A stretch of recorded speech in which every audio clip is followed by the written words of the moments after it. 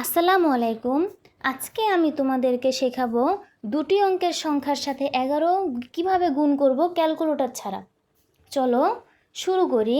এখানে 25 আর 11 গুণ করে 275 হয়, কিভাবে ক্যালকুলেটর ছাড়া করব। 25 যোগ করলে 7 হয়, এই 7 সবসময় মাঝে বসবে।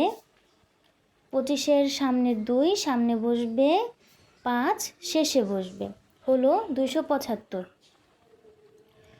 আরও কয়েকটি উদাহরণ করি। এমন 10 গুণন 11 করলে কত হয়?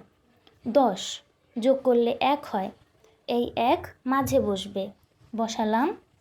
10-এর সামনের 1 সামনে, 10-এর শেষের 0 শেষে বসালাম, হলো 110। দেখেছো কত সহজ। 13 গুণন 11 সমান কত হয়? 13 যোগ করলে 4 হয়, 4 সামনে বসালাম, না মাঝে বসালাম। 13-র 1 সামনে, 3 শেষে, হলো 143।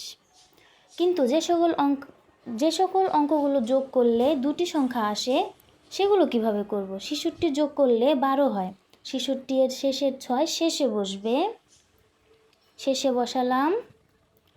আর এই 12-র 2 মাঝে বসবে, 12-র 1 আর শুরুর 6 যোগ করব, যোগ করলে হয় 7, 7 সামনে বসালাম, হলো 726। এভাবে যে সকল অঙ্ক যোগ করলে দুইটি অঙ্ক আসে সেগুলো করব। 80 গুণন 11 করলে কত হয়? 80 যোগ করলে 8 হয়, কিন্তু এটা তো আগের নিয়ম হয়ে গেল, যে অঙ্কগুলো যোগ করলে একটা অঙ্ক আসে। না, এটা না করি, এটা বাদ দিই। 76 গুণন 11 করলে কত হয়? 76 যোগ করলে 13 হয়, 13-র 3 মাঝে বসাবো, 76-এর 6 শেষে বসাবো, 76-এর 7 আর 13-র 1 যোগ করলে 8 হয়, 8 সামনে বসাবো, হলো 836। 97 গুণন 11 করলে কত হয়?